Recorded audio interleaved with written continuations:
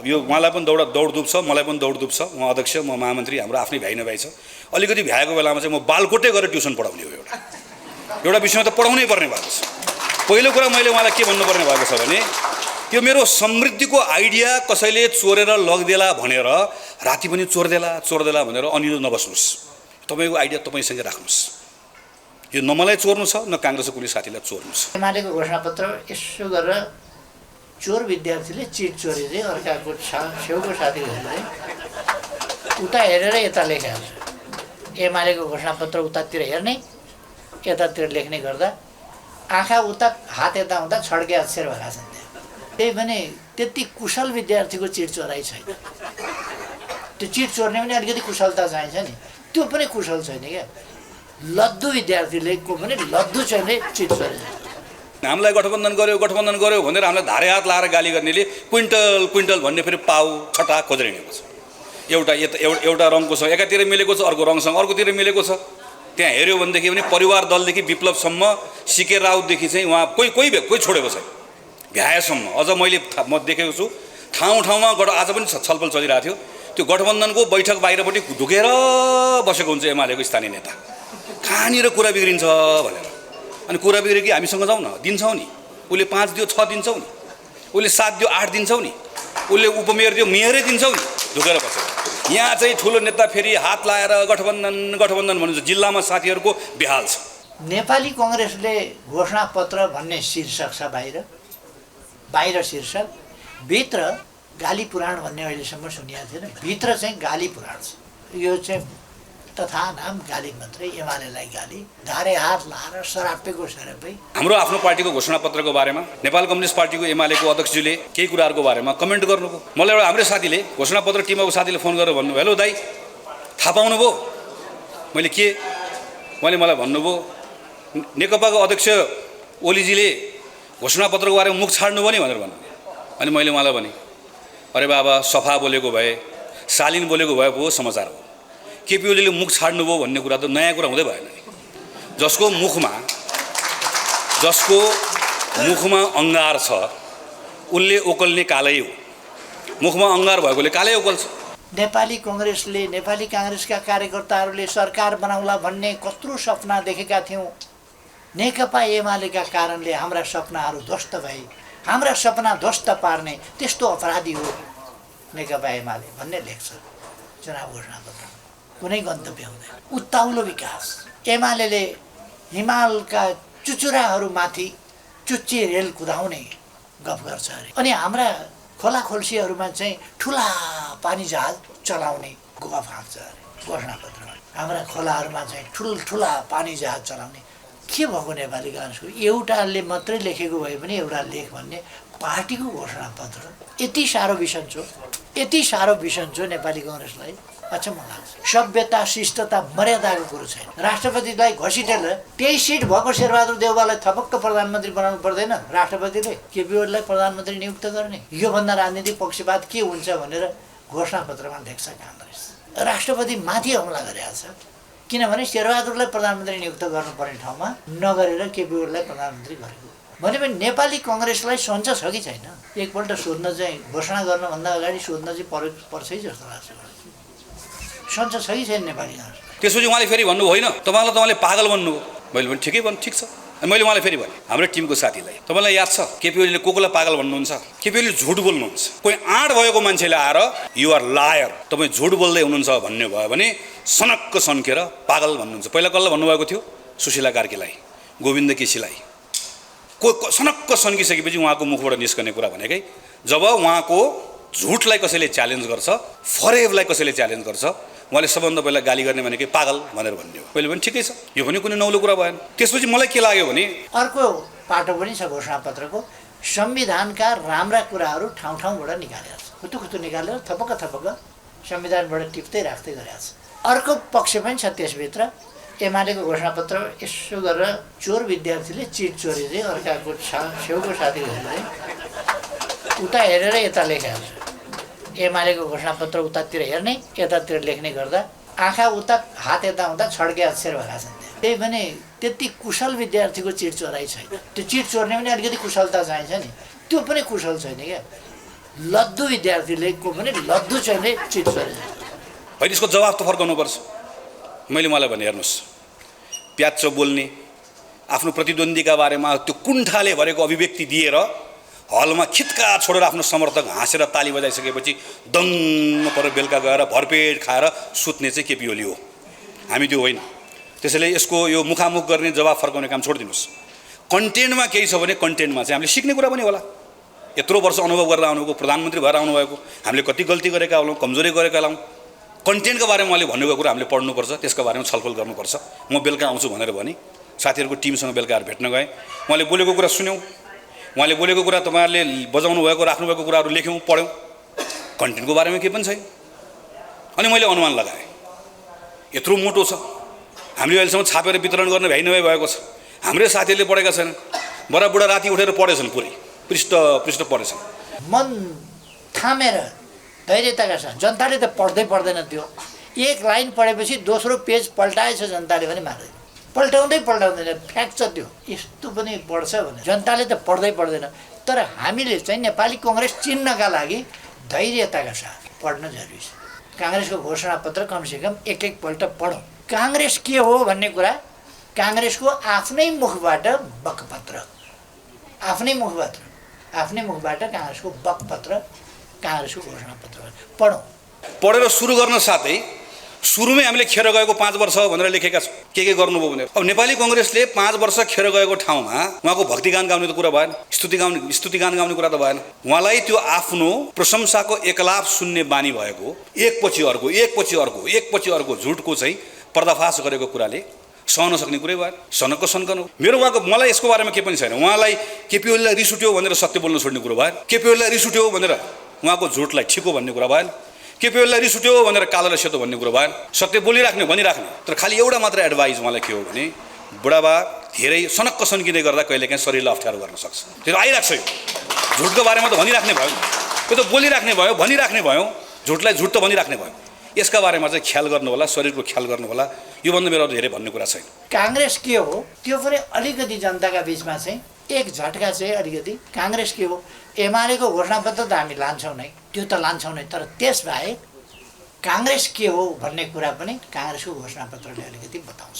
त्यसपछि फेरि मैले हेरेँ, भने शिक्षा, हेल्थ, म त यसमा त मैले महिनौ काम गरेको छु मेरो टिमसँग, यो राख्ने कि नराख्ने कि, एजुकेसनमा के गर्न सकिन्छ, हेल्थमा के गर्न सकिन्छ, पूर्वाधारमा के गर्न सकिन्छ, कहाँ गल्ती भयो, कहाँ कमजोरी भयो, कन्टेन्टमा केही छ कि फेरि खोज्यौँ हामीले।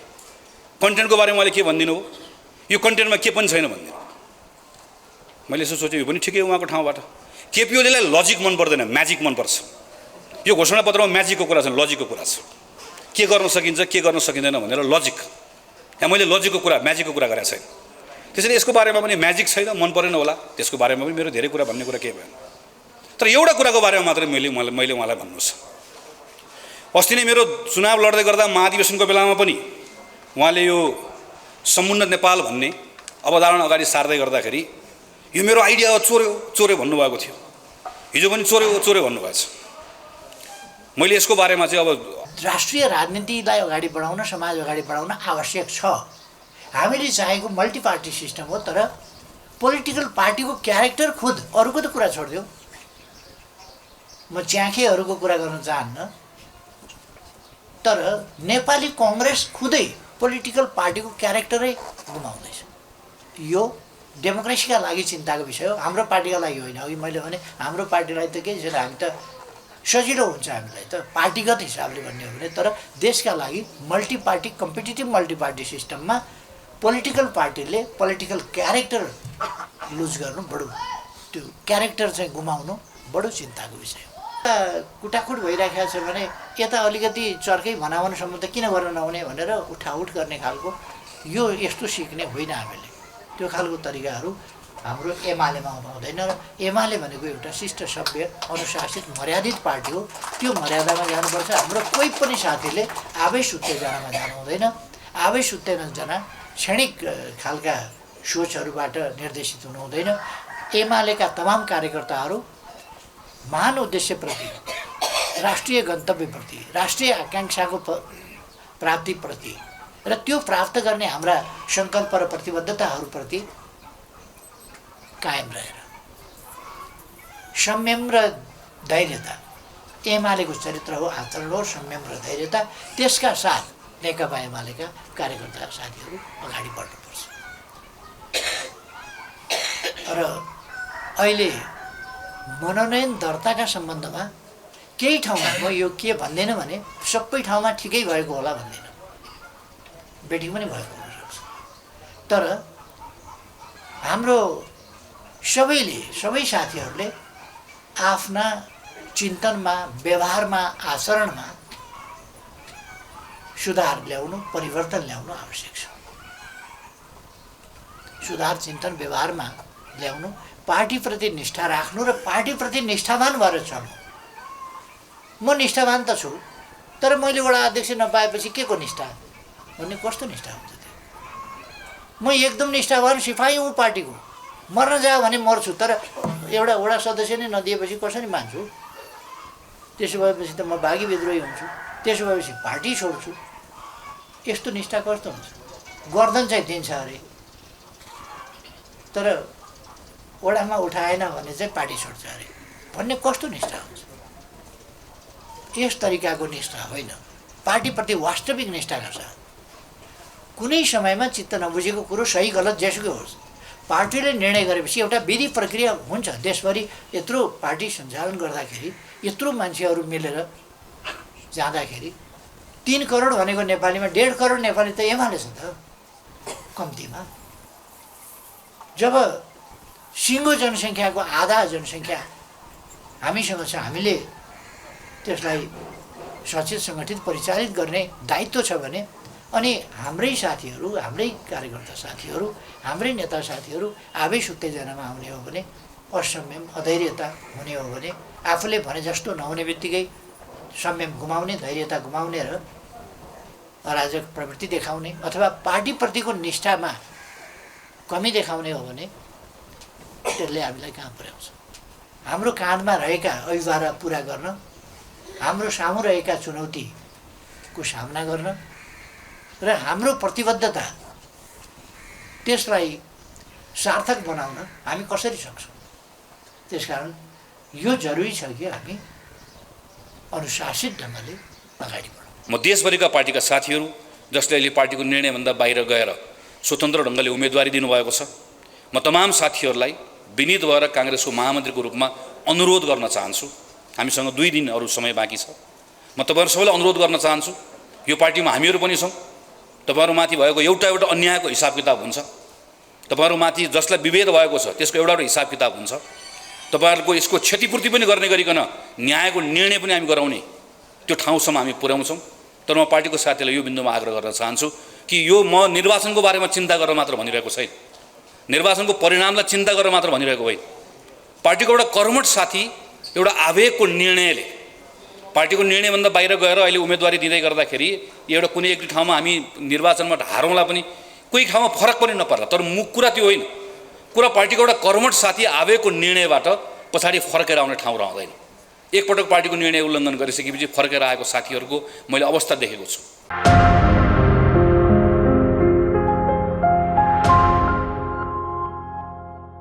महामन्त्रीज्यूलाई हार्दिक अनुरोध गर्दछु। चाहिन्छ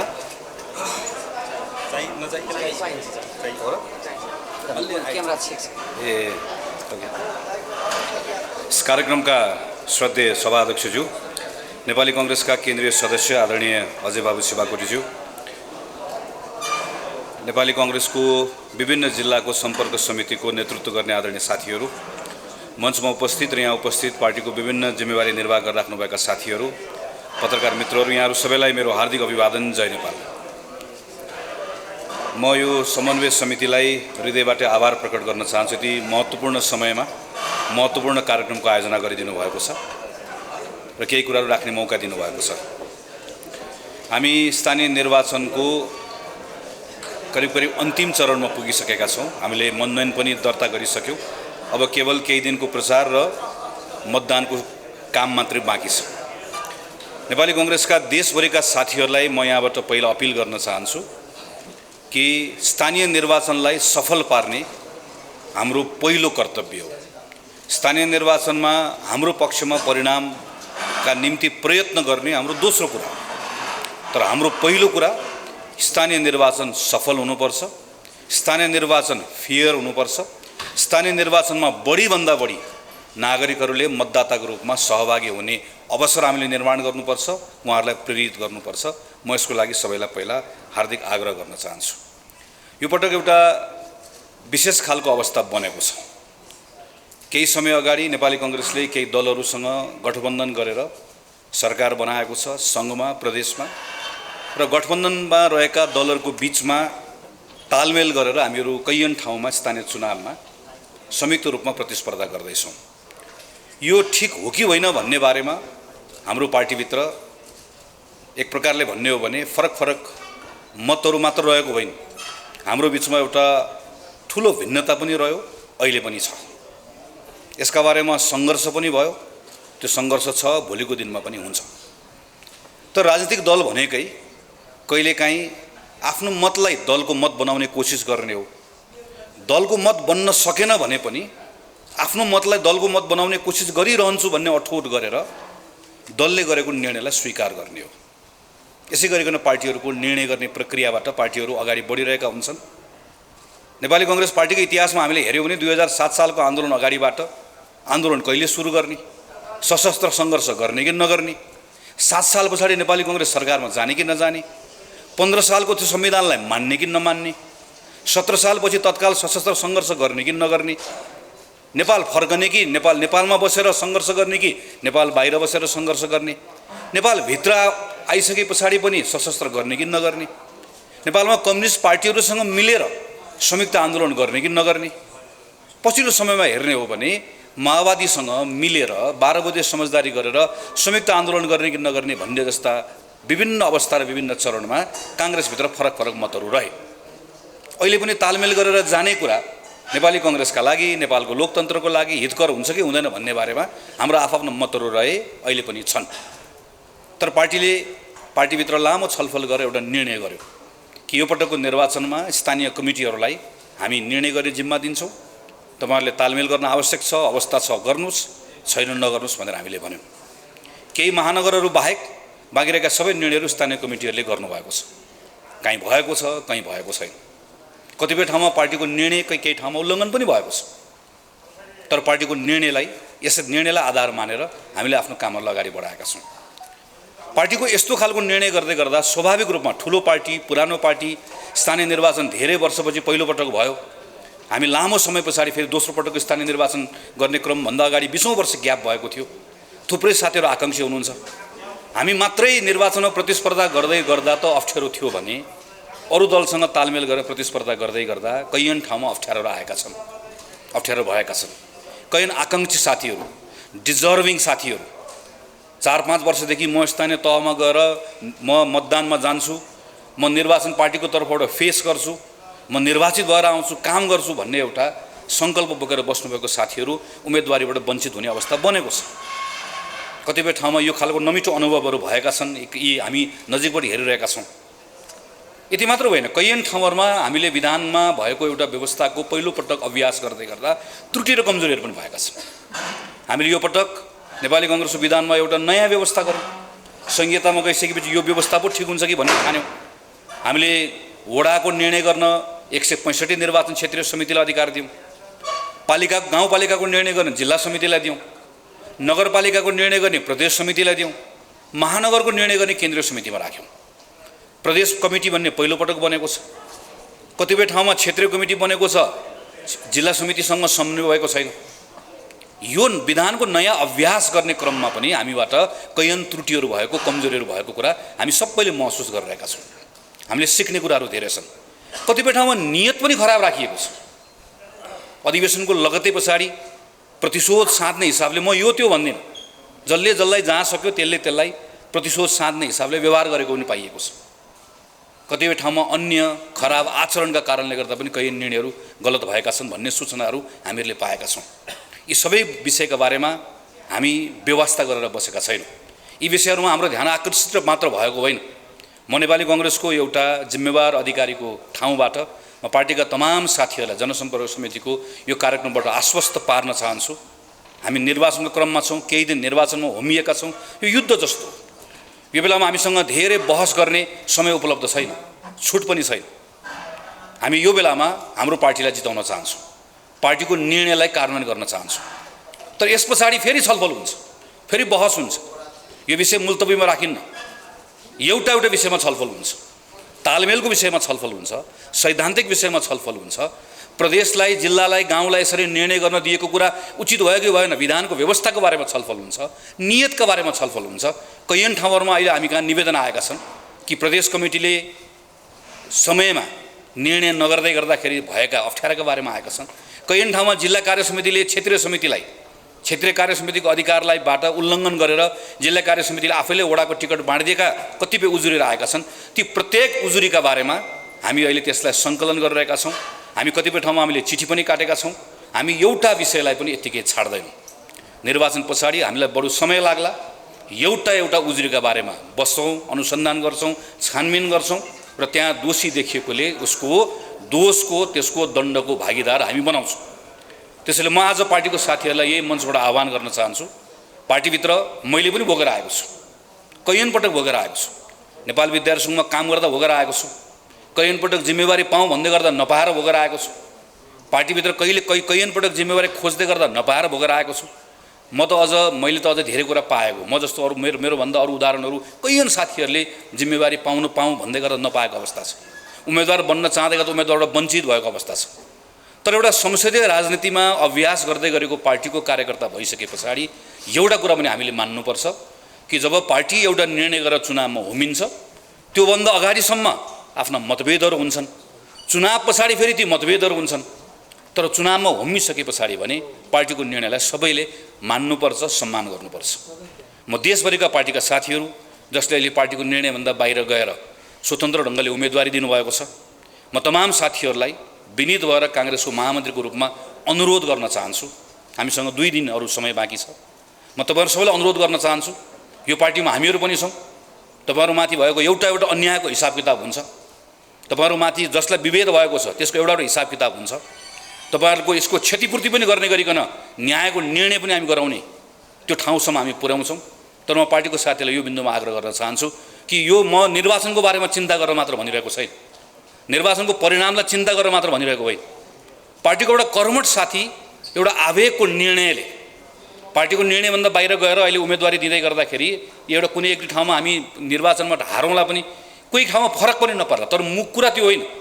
कुरा पार्टीको एउटा कर्मठ साथी आवेगको निर्णयबाट पछाडि फर्केर आउने ठाउँ रहँदैन। एकपटक पार्टीको निर्णय उल्लङ्घन गरिसकेपछि फर्केर आएको साथीहरूको मैले अवस्था देखेको छु। त्यस पछाडि एउटा संसदीय निर्वाचनमा, एउटा स्थानीय निर्वाचनमा त्योभन्दा बाहिर गइसके पछाडि फेरि सहजतापूर्वक पार्टीको यात्रा अगाडि बढाउने कुरा गाह्रो भएको छ। भोलि गएर म यो पटक देखेको छु, अघिल्लो पटक स्थानीय निर्वाचनमा बागी उम्मेदवारी दिनुभएको कैयन साथीहरूलाई हामी यो पटक उम्मेदवार बनाउन चाहन्थ्यौँ। तर जिल्ला कमिटीले निर्णय पनि गर्यो। तर आज हामीले पार्टीबाट निर्णय गरेर ती उम्मेदवारहरू खारेज गर्नुपर्ने अवस्था भएको छ, किनकि पार्टीको कारबाही फुक्का भएको छैन। त्यो अवस्था आउँदो रहेछ।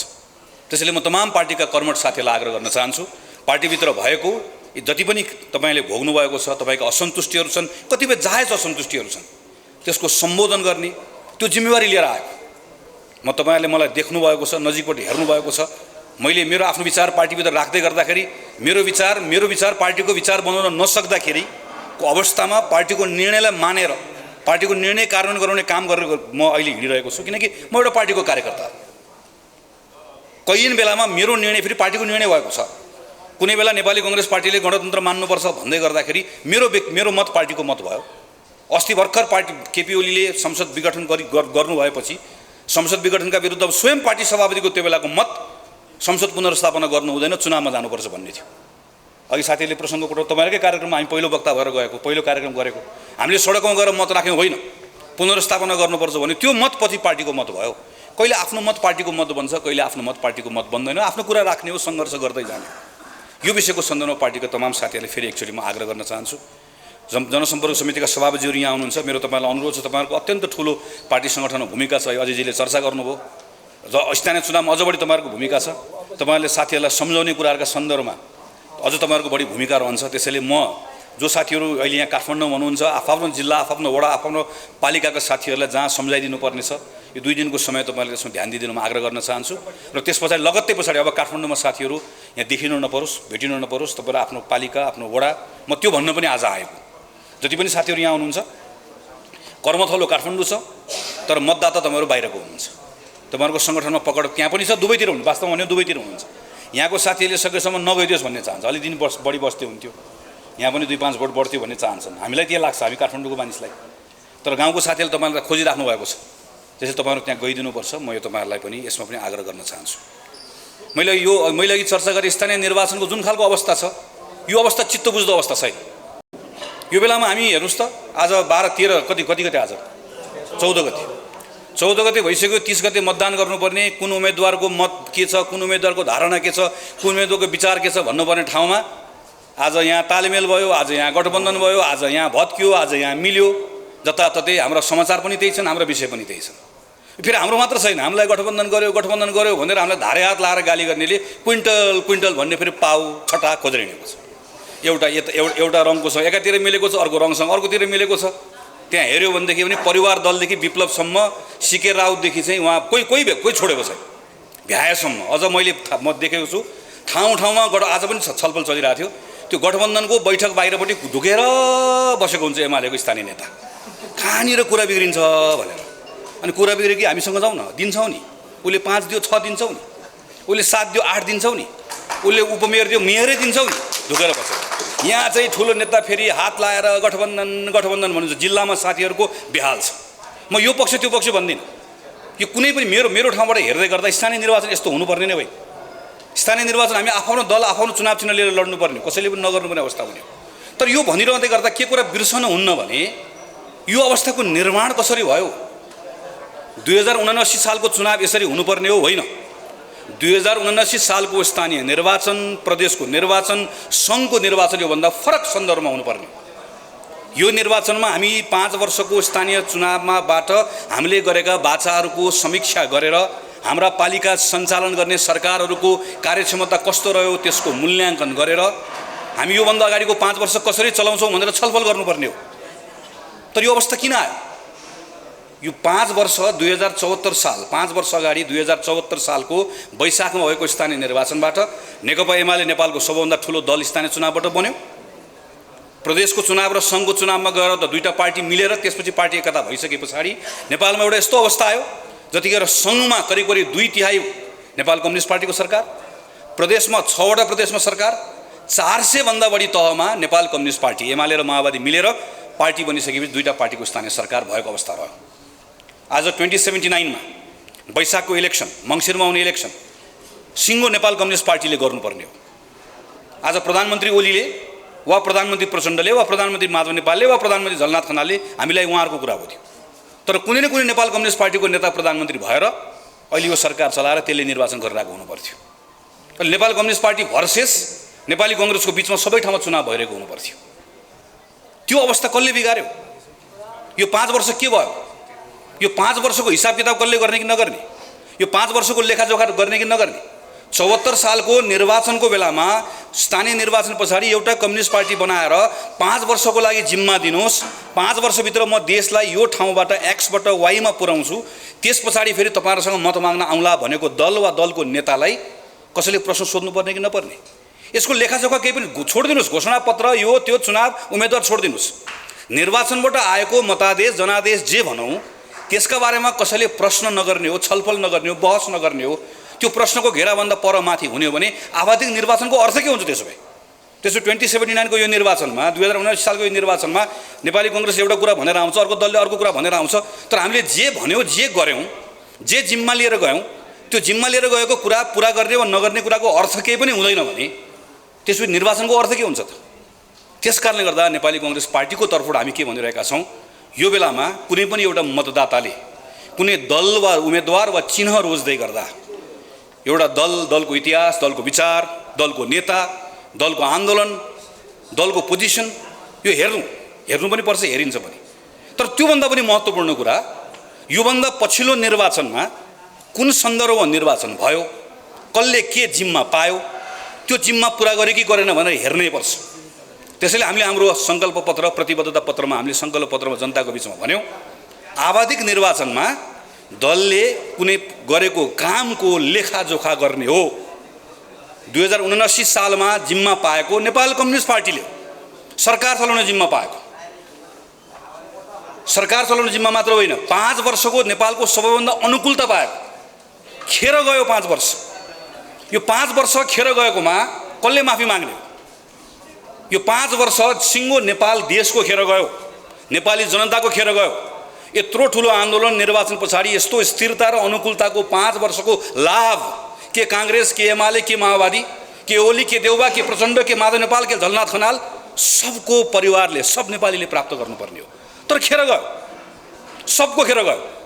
म एमालेको मात्र, माओवादीको मात्र भन्दिनँ, काङ्ग्रेसको मात्र होइन, हामी सबैको खेर गयो। जिम्मा कसले लिने हो? मैले लिने हो? म नेपाली कङ्ग्रेसको सांसद गगन थापाले लिने हो कि कसले लिने हो त जिम्मा? नेपाली कङ्ग्रेस पार्टीले त गएको चुनावमा त प्रतिपक्षमा बस्ने जिम्मा पाएको। हामीले पाएको जिम्मा भनेको त प्रश्न गर, आलोचना गर, खबरदारी गर, संसदमा भाऊ, सडकमा जाऊ, प्रतिरोध गर, यही जिम्मा पाएको हो नि। 5 वर्षको जिम्मा पाएको एउटा पार्टी जसले आफूले पाएको जिम्मा पुरा गर्न सकेन, जसले आफूले एउटा बस चलाएर एउटा पोइन्टबाट अर्को पोइन्टमा पुर्याउनु पर्ने ठाउँमा त्यो बस स्टपमा पुर्याएपछि देखिस् यसरी ल्याएँ, फेरि जिम्मा देऊ, अर्को ठाउँमा पुर्याउँछु भन्नुपर्ने ठाउँमा आफूले चलाएको बसलाई भिरबाट खसालिदिएको छ। भिरबाट खसालिदिइसके पछाडि आधा तल खसेर डिलमा, काहीँ डिलमा समातेछन्, कोही बुट्टामा समातेछन्, हामी यहाँ छौँ भनेर कराएका छन्। अनि डिलबाट खसाल्ने छाती ठोकेको छ, ल हेर बहादुरी, हेर यसरी खसाले भन्छ। फेरि जिम्मा दिने, फेरि जिम्मा दिएपछि के गर्ने हो त? फेरि खसाल्ने। पहिलोपल्ट अस्ति खसालेको जिम्मा कसले लिने हो? अस्ति खसालेको बारेमा उत्तर कसले दिने हो? खेर गएको 5 वर्षको बारेमा जवाफ कसले दिने हो? यो प्रश्न हामीले उठाउने पर्छ। नेपाली कङ्ग्रेस पार्टीले 2048 सालमा यस्तो जिम्मा लिएर गएको थियो, बहुमत पाएको थियो, भिरबाट बस खसाल्यो। म पनि सम्झन्छु, केटी थिएँ, चुनावमा भोट माग्न जाँदै गर्दाखेरि अप्ठ्यारो लाग्थ्यो। म त्यो बेलामा उद्घोषण गर्थेँ, उम्मेदवारलाई चिनाउँथेँ। उम्मेदवारलाई चिनाउँदै गर्दा के भनेर मत माग्ने, के भनेर मत माग्ने अप्ठ्यारो लाग्थ्यो मलाई। त्यसैले म भाषण नगरेर उद्घोषण गर्न सजिलो मान्थेँ। अब फलाना आउँदै हुनुहुन्छ भने गयो, बोल्दा त भोट माग्नु पऱ्यो, के भनेर माग्ने? 48 मा बहुमत पाएको छ, आफै दलभित्र झगडा गरेर 36 र 74 भएर पार्टी फुटाएर बिजोग बनाएको छ। त्यो अनि हामी भोट माग्न गएका छौँ, गाली चाहिँ कल्ला गर्नु छ भने नेकपा एमाले गर्दा भन्नुहोस्। बहुमत आफूले पाएको छ, अब ठ्याक्कै त्यही होइन हालत। जनताले हामीलाई देखाइदिए, जनताले हामीलाई देखाइदिए तिमीले खेर फाल्यौ, त्यस कारणले गर्दा तिमी अब दोस्रो पार्टी भनेर बनाइदिए हामीलाई। 56 सालमा एमाले र माले त्यस्तै भयो, जनताले फेरि देखाइदिए। 64 सालमा माओवादीले सबभन्दा ठुलो दल भएर गयो, त्यत्रो संविधान सभा चलाउन पाएको थियो, लार्जेस्ट पार्टी थियो। 3 टुक्रा भयो, वैद्यको माओवादी, बाबुरामको माओवादी, उसको माओवादी, यसको भयो, विप्लवको माओवादी भयो। 70 सालमा देखाइदियो जनताले। जनताले निर्वाचनमा त्यो ताकत प्रयोग गर्ने हो। दलसँग जनता डराउने होइन, जनतासँग दल डराउनुपर्छ, नेता मतदातासँग डराउनुपर्छ, त्यो अवस्था बनाउने हो। त्यही कुरा हामीले हाम्रो सङ्कल्प पत्रमा राख्यौँ। तर यति मात्र होइन, हामीले भन्यौँ अबको 5 वर्ष हामीलाई जिम्मा दिनुहोस्, हामी जिउँदैछौँ, 5 वर्ष हामीलाई जिम्मा दिनुहोस्, हामी जिउँदै रहन्छौँ। 5 वर्षपछि जिम्मा लिएर जाँदै गर्दा यो 5 वर्ष चलाउन सकेनौँ भने, जिम्मा लिएको पुरा गर्न सकेनौँ भने फेरि हामीलाई धुलोमा झार्नै पर्छ, फेरि हामीलाई भुइँमा पछार्नै पर्छ। हामीलाई भुइँमा पछार्यो भने त्यो बेलामा हामीले के भन्न पाउनुहुन्न फेरि भने 15 सालमा बिपी कोइरालाले गर्नुभएको सम्झाउनुहोस् न, भोट हाल्नुहोस् होइन। 79 मा जिम्मा लिएकोले 79 मा के गर्यो, 80 मा के गर्यो भने बताउनु पऱ्यो। जिम्मा लिने 79 मा, गफ गर्ने 15 सालको, 7 सालमा हाम्रा नेताहरूले क्रान्ति गरेर आउनुभएको, त्यो गफ गर्न पाइएन। अहिलेको जिम्मा लिएको भन्नु पऱ्यो। त्यसैले 5 वर्ष हामीलाई जिम्मा दिनुहोस् भन्ने अपिल लिएर जनताको बिचमा आएका छौँ। स्थानीय सरकार 5 वर्ष चलायौँ, हामीले कहीँ चलायौँ, हामी कहीँ प्रतिपक्ष भएर बस्यौँ। स्थानीय सरकारको हाम्रो अनुभव रह्यो, केही मिठो अनुभव, केही नमिठो अनुभव, केही तितोपिरो अनुभवहरू रहे। स्थानीय सरकारलाई नियन्त्रण गर्न खोज्यौँ हामीले, कानुन बनाइदिएनौँ, मापदण्ड बनाइदिएनौँ, स्रोत दिएनौँ। स्थानीय सरकार पनि अलमल्ली आफैमा। हामी त्यो सङ्घमा गएपछि हामी धङधङबाट मुक्त भएनौँ। हामीले कर्मचारी हेर्नुहोस् त, अहिले पनि अहिले अस्तिसम्म यो आचार संहिता लाग्नुभन्दा अगाडिसम्म स्थानीय सरकारका प्रमुखहरू यहाँ आएर लाइन बसेका सिंहदरबारमा। के को सिंहदरबार गाउँ गाउँ जानु, गाउँका मुखियाहरू सबै सिंहदरबार आउनु परेको छ, मलाई यो प्रमुख चाहियो भनेर, त्यहाँ मिलाएन। यो पनि कुनै एउटा पार्टीले पनि, हामीले अस्तिको सरकारले पनि गर्यो, हामीले पनि गर्यौँ। यसलाई सच्याएनौँ हामीले। स्थानीय सरकारले पनि थुप्रै ठाउँमा भ्रष्टाचारका थुप्रै इतिहास रचना गरिकन काम गरेको हामीले देख्यौँ। कैयन ठाउँमा स्रोतको दुरुपयोग भएको छ। रातारात मानिसहरू चाहिँ स्थानीय सरकारमा आएका मानिसहरूले जनताको सेवा गर्ने भन्दा पनि आफ्नो घर भर्ने, आफ्नो भकारी भर्ने काम पनि गरेको पनि हामीले पायौँ।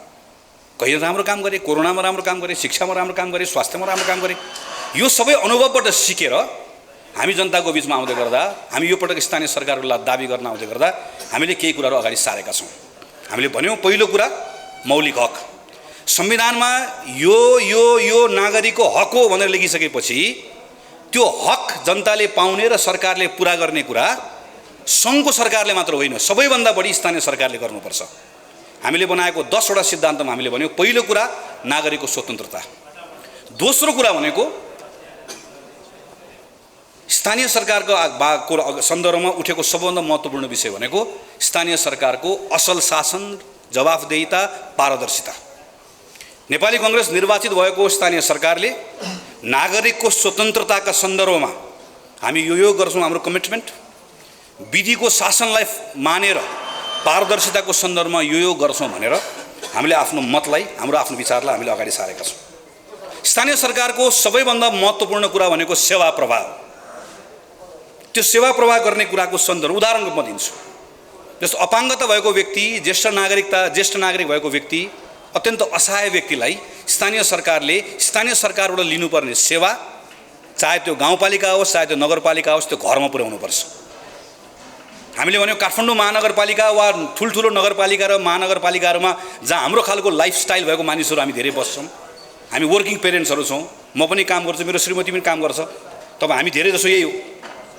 यस्तो खालको ठाउँहरूमा स्थानीय सरकारले दिने सेवाका सन्दर्भमा सार्वजनिक बिदाको दिनमा सेवा हाट चलाउनुपर्छ। अर्थात् महिनाको एउटा शनिबार बिहान 7 बजेदेखि बेलुका 9 बजेसम्म स्थानीय सरकार सबको लागि खुला हुनुपर्छ। बिदाको दिनमा गएर नागरिकले सेवा लिन पाउनुपर्छ। यी सानसाना कुराहरू हामीले हाम्रो सङ्कल्प पत्रमा यस्तै सानसाना कुराहरू राख्यौँ।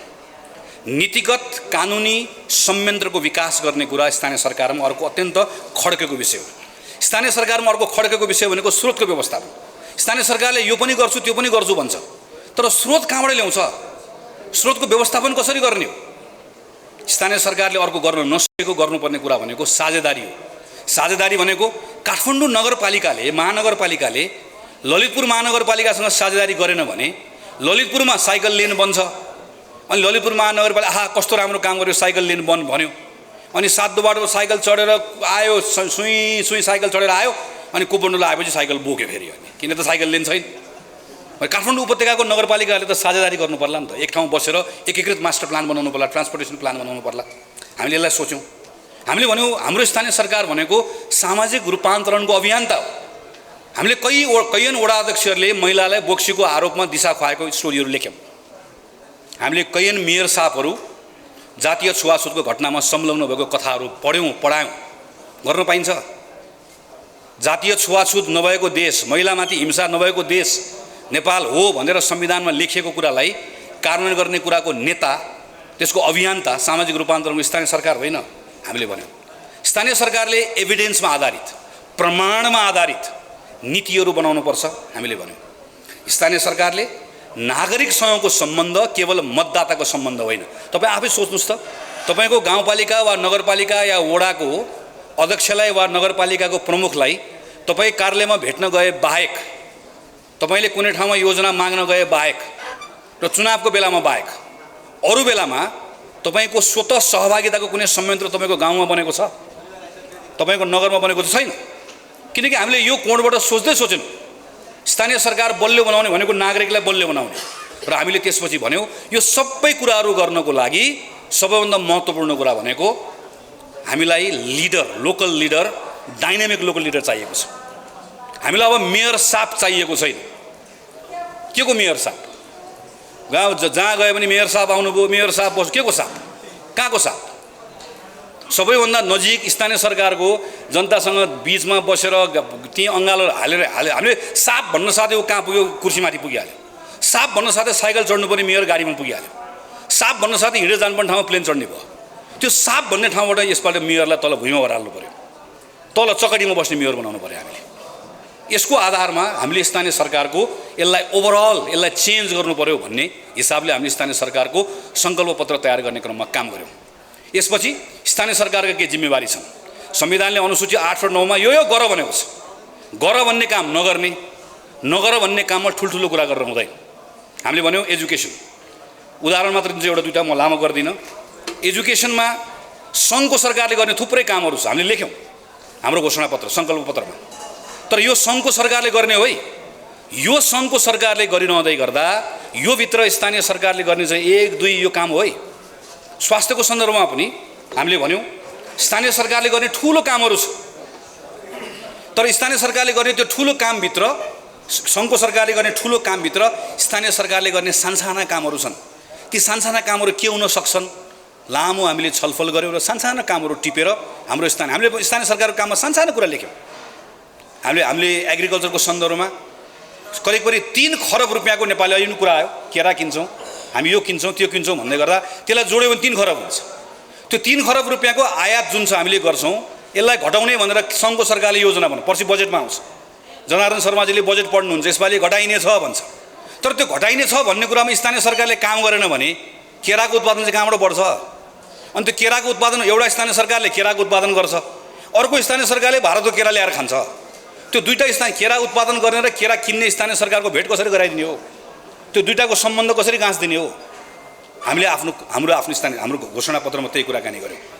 हामीले भन्यौँ स्थानीय सरकारले कर लगाउँदै गर्दाखेरि करले मानिसहरूलाई स्थानीय सरकारसँग पर धकेल्नु हुँदैन, स्थानीय सरकारसँग झन् नजिक ल्याएर जोड्नुपर्छ। हामीले भन्यौँ यो पटक स्थानीय सरकारले करोडौँ रुपियाँ तालिममा खर्च गरेको छ। अहिले काठमाडौँमा गार्मेन्ट जति पनि छ, नेपालभित्र भएको गार्मेन्टहरू, तपाईँ हामीले लगाएको लुगा जुन छ, यो गार्मेन्ट नेपालभित्र भएको गार्मेन्टले तपाईँ हामी नेपाली सबैलाई पुग्ने लुगा उत्पादन गर्न सक्ने क्षमता राख्छ। त्यो गार्मेन्टले तर उत्पादन गरेर बजार पाइरहेको छैन। त्यो गार्मेन्टले उत्पादन गरेर बजार नपाउनुको एउटा थुप्रै कारण छ। त्यो मध्येको एउटा कारण भनेको उसले काम गर्ने श्रमिक पाइरहेको छैन। गार्मेन्टमा काम गर्ने श्रमिक को छ भनेर तपाईँ खोज्न जानुभयो भने, पत्रकार साथी हेर्न जानुभयो भने तपाईँले नेपालभन्दा बाहिरको एउटा निश्चित एउटा देशको एउटा समुदायको नागरिक मात्र भेट्नुहुन्छ। तर उहाँ पर डडेलधुराको एउटा पालिकाले ट्रेनिङ दिन्छ। के को ट्रेनिङ दिन्छ? बेकरीको ट्रेनिङ दिन्छ। उहाँ पर 5 थरको एउटा नगरपालिकाले महिलालाई ट्रेनिङ दिन्छ। के को ट्रेनिङ दिन्छ? सिलाइ बुनाइको ट्रेनिङ दिन्छ। तर काठमाडौँमा खोलेको गार्मेन्टमा कस्तो मान्छे चाहिएको छ? काठमाडौँमा खोलेको गार्मेन्टमा काम गर्ने मान्छे चाहिएको छ। अब रोजगारी भनेको के हो? रोजगारी भनेको त्यहाँ गएर कसैले बरिस्टाको ट्रेनिङ दिएर, बेकरीको ट्रेनिङ दिएर रोजगारी पाउँछ? त्यो डडेलधुराको गाउँपालिकाले काठमाडौँको गार्मेन्टमा श्रमिक चाहिएको छ भन्ने कुरा कसरी खोज्ने हो? त्यो दिमाग कहाँबाट ल्याउने हो? त्यो विचार कसरी गर्ने हो? कसरी जोड्ने हो? हामीले रोजगारीको शीर्षकमा यस्ता विषयहरूमा कुराकानी गऱ्यौँ। मैले खालि यति मात्र भनेको कि हामीले हाम्रो सङ्कल्प पत्रमा यो पटक हावा कुरा, उडन्ते कुरा, नचाहिने कुरा, नसक्ने कुरा, नगर्ने कुरा, गर्नु नपर्ने कुराहरूको बारेमा चर्चा गरेनौँ। आकाशमा उडेकोलाई भुइँमा झार्यौँ। हिजोको स्थानीय पत्रको घोषणापत्रको तपाईँले काङ्ग्रेसै घोषणापत्र हेर्नुभयो भने अघिल्लो घोषणापत्र यताबाट पनि काङ्ग्रेसको पनि रेल आएको छ, यताबाट ठुल्ठुलो एयरपोर्ट आएको छ, चाहिँ त्यो सबै पूर्वाधारको आफ्नो महत्त्व छ। तर स्थानीय सरकारले गर्नुपर्ने कामहरू भनेको रेल बिर्छ। अहिले स्थानीय सरकारले गर्नुपर्ने काम भनेको चाहिँ त्यो सानो त्यो महिलाले, घरेलु हिंसाबाट पीडित भएको महिलाले न्याय पाउने कुरामा आफ्नो स्थानीय सरकारलाई नक गरेपछि त्यहाँभित्रले न्याय पाउने आँट गर्न सक्नु पऱ्यो। एउटा छुवाछुतको घटनामा स्थानीय सरकारले मद्दत गर्न सक्नु पऱ्यो। सानो पढ्न नसकेको बच्चाले, केटीले त्यहाँभित्र टिचर, म्याथको टिचर आएन भनेर भन्दै गर्दा शेरबहादुर देउवाले म्याथको टिचर होइन, त्यहाँको त्यो मेयर साहबले त्यो म्याथको टिचर ल्याउने व्यवस्था गर्न सक्नु पऱ्यो। तल झार्नु पऱ्यो। हामीले माथि उडेकोलाई तल झार्यौँ, भुइँमा ल्यायौँ र हामीले भन्यौँ यो सङ्कल्प पत्रमा लेखिएको कुरा गफ होइन। यो सङ्कल्प पत्रमा लेखेको कुरा मैले, मेरो टिमले लेखेको हो। हामीले धेरै मेहनत गरेर लेखेका छौँ। एउटा लेखेको विषय किन लेख्यौँ भन्ने कुरा बुझेर लेखेका छौँ र हामीले पार्टी सभापतिले भनेका छौँ यो सङ्कल्प पत्र लिएर, चुनाव चिन्ह लिएर गएर जो काङ्ग्रेसको साथीहरू मैदानमा जानुहुन्छ, जितेर आउनु साथै हामी एउटा नेसनल वर्कसप गर्छौँ। यी सबै साथीहरूलाई प्रशिक्षित गर्छौँ, यिनलाई यो कुरा बुझाउँछौँ, यो भारी बोकाउँछौँ। यो भारी बोकेर गएपछि 1 वर्षपछि हामी बोलाउँछौँ काठमाडौँ, समीक्षा गर्छौँ, रिपोर्ट कार्ड तयार गर्छौँ। अब पहिलाको जस्तो मेयर साहब भए म अब मलाई संविधानले दिएको अधिकार छ भन्न पाइन्न। एक कुरामा हामीले भन्यौँ तिमी मेयर साहब होइनौ, हामीले भन्यौँ तिमीले 1 रुपियाँ पैसा पनि भ्रष्टाचार गर्न पाउँदैनौ, हामीले भन्यौँ तिमीले नाता गोता कोही मान्छेलाई सल्लाहकार नियुक्ति गरेर अनावश्यक कुरा गर्न पाउँदैनौ, हामीले भन्यौँ योजना नबनाइकन 1 रुपियाँ खर्च गर्न पाउँदैनौ। यसको एक कुराको हिसाब किताब एउटा एउटा काङ्ग्रेसको वडा सदस्यले पनि यसका बारेमा बुझाउनुपर्छ भन्ने कुरा हामीले यसलाई तयार गरेका छौँ। म पार्टीको साथीहरूलाई आग्रह गर्न चाहन्छु, हामीले माफी मागेका छौँ हाम्रो प्रतिबद्धता पत्रमा। हामीले अघिल्लो पटक बोलेका थुप्रै कुराहरू पुरा गर्न सकेनौँ, कहीँ हाम्रा कमजोरी रहे, कहीँ हामीले गर्न नहुने गर्न नसक्ने कुराहरू भन्यौँ। हामीले सिकेका छौँ, हामीले हिजो जानेर नजानेर गरेका गल्तीहरू नदोहोऱ्याउने प्रतिबद्धता व्यक्त गरेका छौँ र हामीले जनतालाई आश्वस्त गरेका छौँ, कसम खाएका छौँ कि हामी गल्ती दोहोऱ्याउने दिन्नौँ भनेर। यो कुरा तपाईँहरूले लिएर गाउँ गाउँ जानुपर्नेछ, तलको साथीहरूलाई बताउनु पर्नेछ। यति कुरा मात्र भनेर आज तपाईँहरूलाई मैले आफ्नो कुरा टुङ्ग्याए हुने हो। तर यही बिचमा हाम्रो आफ्नो पार्टीको घोषणापत्रको बारेमा नेपाल कम्युनिस्ट पार्टीको एमालेको अध्यक्षज्यूले केही कुराहरूको बारेमा कमेन्ट गर्नुभयो। मलाई एकजना साथीले, म त हिजो पार्टी कार्यालयमा थिएँ, हिजै होस् लाग्छ, हिजै हो के अरे, पार्टी कार्यालयमा थिएँ। मलाई एउटा हाम्रो साथीले, घोषणापत्र टिमको साथीले फोन गरेर भन्नुभयो, हेलो दाइ थाहा पाउनुभयो? मैले के? मलाई भन्नुभयो नेकपाको अध्यक्ष ओलीजीले घोषणापत्रको बारेमा मुख छाड्नुभयो नि भनेर भन्नुभयो। अनि मैले उहाँलाई भने, अरे बाबा सफा बोलेको भए, शालीन बोलेको भए पो समाचार हो। केपी ओलीले मुख छाड्नुभयो भन्ने कुरा त नयाँ कुरा हुँदै भएन नि। जसको मुखमा अङ्गार छ उनले ओकल्ने कालै हो। मुखमा अङ्गार भएकोले कालै ओकल्छ। मैले भने यो त कुनै नयाँ कुरा भएन। म त पार्टीको काममा थिएँ। त्यसपछि उहाँले फेरि भन्नुभयो, होइन तपाईँले पागल भन्नुभयो। मैले भने ठिक छ। अनि मैले उहाँलाई फेरि भने, हाम्रो टिमको साथीलाई, तपाईँलाई याद छ केपी ओलीले कोलाई पागल भन्नुहुन्छ? केपी ओलीले झुट बोल्नुहुन्छ। कोही आँट भएको मान्छेले आएर युआर लायर, तपाईँ झुट बोल्दै हुनुहुन्छ भन्ने भयो भने सनक्क सन्केर पागल भन्नुहुन्छ। पहिला कसलाई भन्नुभएको थियो? सुशीला कार्कीलाई, गोविन्द केसीलाई। सनक्क सन्किसकेपछि उहाँको मुखबाट निस्कने कुरा भनेकै जब उहाँको झुटलाई कसैले च्यालेन्ज गर्छ, फरेबलाई कसैले च्यालेन्ज गर्छ, उहाँले सबभन्दा पहिला गाली गर्ने भनेकै पागल भनेर भन्ने हो। मैले पनि ठिकै छ, यो पनि कुनै नौलो कुरा भएन। त्यसपछि मलाई के लाग्यो भने, होइन के कुराहरू हाम्रो कन्टेन्टको बारेमा भन्नुभएको छ कि भन्ने कुरा लाग्यो। मलाई फेरि साथीले भन्नुभयो, होइन यसको जवाब त फर्काउनुपर्छ। मैले मलाई भने, हेर्नुहोस् प्याच्च बोल्ने, आफ्नो प्रतिद्वन्द्वीका बारेमा त्यो कुण्ठाले भरेको अभिव्यक्ति दिएर हलमा खित्का छोडेर आफ्नो समर्थक हाँसेर ताली बजाइसकेपछि दङ्ग पर बेलुका गएर भरपेट खाएर सुत्ने चाहिँ केपी ओली हो, हामी त्यो होइन। त्यसैले यसको यो मुखामुख गर्ने जवाब फर्काउने काम छोडिदिनुहोस्। कन्टेन्टमा केही छ भने कन्टेन्टमा चाहिँ हामीले सिक्ने कुरा पनि होला। यत्रो वर्ष अनुभव गरेर आउनुभएको, प्रधानमन्त्री भएर आउनुभएको, हामीले कति गल्ती गरेका होलाौँ, कमजोरी गरेका होलाौँ, कन्टेन्टको बारेमा उहाँले भन्नुभएको कुरा हामीले पढ्नुपर्छ, त्यसको बारेमा छलफल गर्नुपर्छ। म बेलुका आउँछु भनेर भने साथीहरूको टिमसँग बेलुका भेट्न गएँ। उहाँले बोलेको कुरा सुन्यौँ, उहाँले बोलेको कुरा तपाईँहरूले बजाउनु भएको राख्नुभएको कुराहरू लेख्यौँ, पढ्यौँ। कन्टेन्टको बारेमा केही पनि छैन। अनि मैले अनुमान लगाएँ, यत्रो मोटो छ, हामीले अहिलेसम्म छापेर वितरण गर्ने भ्याइ नभए भएको छ। हाम्रै साथीहरूले पढेका छैनन्, बडाबुडा राति उठेर पढेछन्, पुरै पृष्ठ पढेछन्। पढेर सुरु गर्न साथै सुरुमै हामीले खेर गएको 5 वर्ष भनेर लेखेका छौँ के गर्नुभयो भनेर। अब नेपाली कङ्ग्रेसले 5 वर्ष खेर गएको ठाउँमा उहाँको भक्तिगान गाउने त कुरा भएन, स्तुतिगान गाउने कुरा त भएन। उहाँलाई त्यो आफ्नो प्रशंसाको एकलाप सुन्ने बानी भएको एकपछि अर्को झुटको चाहिँ पर्दाफास गरेको कुराले सहन सक्ने कुरै भएन। सनको सन्कन हो मेरो। मलाई यसको बारेमा केही पनि छैन। उहाँलाई केपी ओलीलाई रिस उठ्यो भनेर सत्य बोल्न छोड्ने कुरो भएन। केपी ओलीलाई रिस उठ्यो भनेर उहाँको झुटलाई ठिको भन्ने कुरा भएन। केपी ओलीलाई रिस उठ्यो भनेर कालोलाई सेतो भन्ने कुरो भएन। सत्य बोलिराख्ने भनिराख्ने। तर खालि एउटा मात्र एडभाइस उहाँलाई के हो भने, बुढाबा धेरै सनक्क सन्किँदै गर्दा कहिलेकाहीँ शरीरलाई अप्ठ्यारो गर्न सक्छ।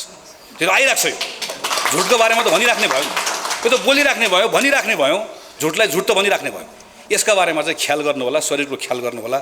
योभन्दा मेरो धेरै भन्ने कुरा छैन। त्यसपछि फेरि मैले हेरेँ, मैले भने शिक्षा, हेल्थ, म त यसमा त मैले महिनौ काम गरेको छु मेरो टिमसँग। यो राख्ने कि नराख्ने कि, एजुकेसनमा के गर्न सकिन्छ, हेल्थमा के गर्न सकिन्छ, पूर्वाधारमा के गर्न सकिन्छ, कहाँ गल्ती भयो, कहाँ कमजोरी भयो, कन्टेन्टमा केही छ कि फेरि खोज्यौँ हामीले। कन्टेन्टको बारेमा मैले के भनिदिनु हो, यो कन्टेन्टमा के पनि छैन भनिदिनु। मैले यसो सोचेँ, यो पनि ठिकै हो उहाँको ठाउँबाट। केपी ओलीलाई लजिक मन पर्दैन, म्याजिक मनपर्छ। यो घोषणापत्रमा म्याजिकको कुरा छ, लजिकको कुरा छ। के गर्न सकिन्छ, के गर्न सकिँदैन भनेर लजिक। यहाँ मैले लजिकको कुरा, म्याजिकको कुरा गरेको छैन। त्यसैले यसको बारेमा पनि म्याजिक छैन, मन परेन होला। त्यसको बारेमा पनि मेरो धेरै कुरा भन्ने कुरा केही भएन। तर एउटा कुराको बारेमा मात्रै मैले उहाँलाई भन्नुहोस्।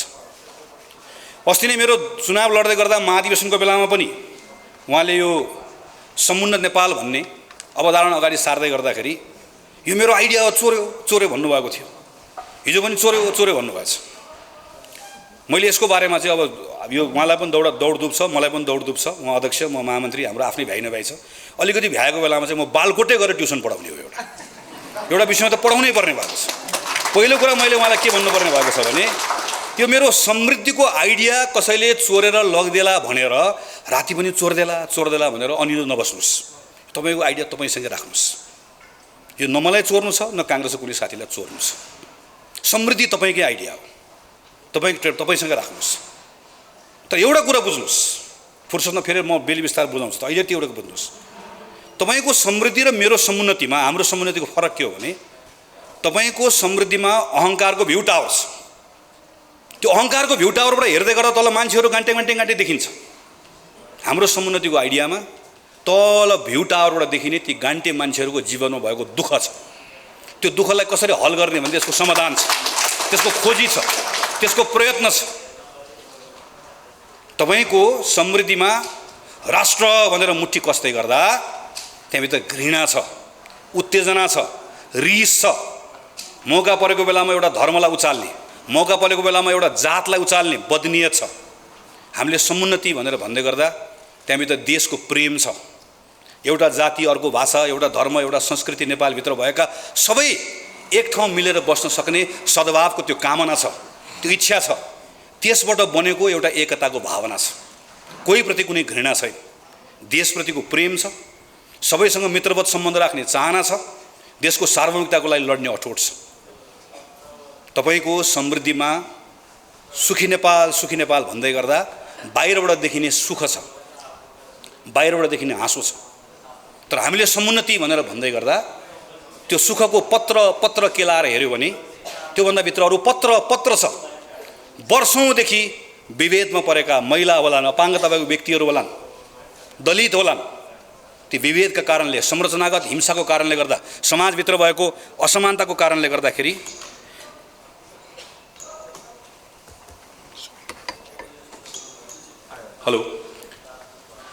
त्यसको कारणले गर्दाखेरि आएका त्यहाँभित्रका वेदना छ। समुन्नतिभित्र उनीहरूको लागि करुणा छ, समभाव छ। उनको अवस्था बदल्ने एउटा अठोट छ।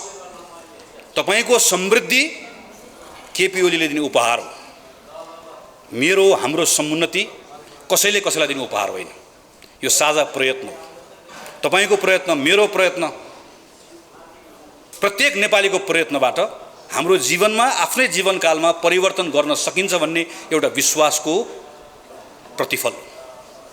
त्यसैले तपाईँको समृद्धि र मेरो समुन्नतिको कहीँ भेट हुँदैन।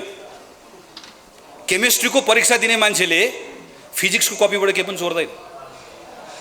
त्यो केमिस्ट्री पढ्नेले केमिस्ट्री नै पढ्छ। त्यसैले नआत्तिनुहोस्। तपाईँको समृद्धि तपाईँ समातेर राख्नुहोस्।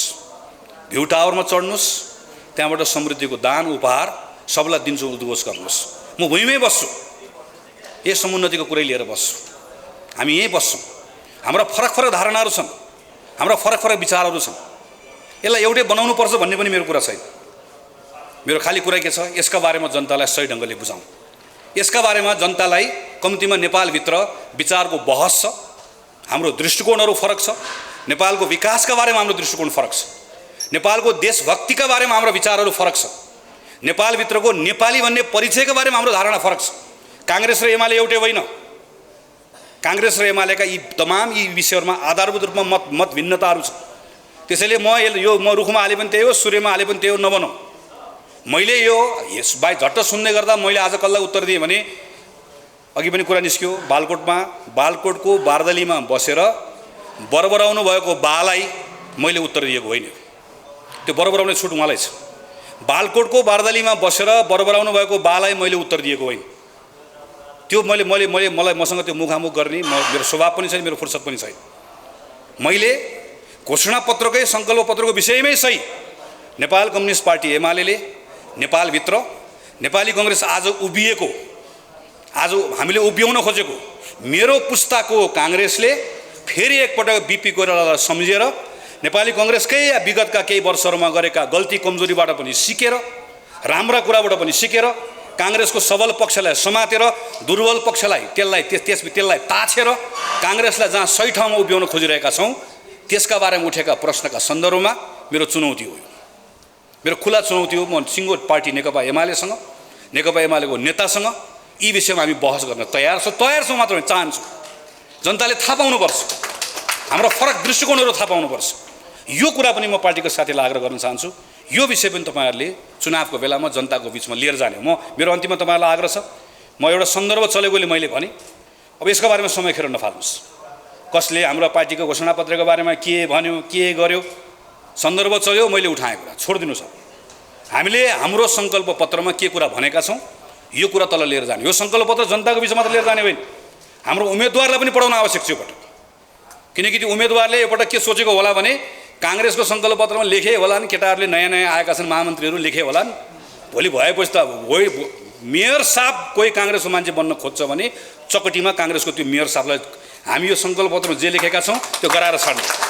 1 रुपियाँ पैसा कुनै काङ्ग्रेसको वडा अध्यक्षले, कुनै काङ्ग्रेसको मेयरले सोचेको छ भने यो चुनावमा मैले अलिअलि खर्च गर्छु त्यसपछि उठाउँछु भने सोचेको छ भने घर बेच, जग्गा बेच, तिम्रो निजी कुरा हो।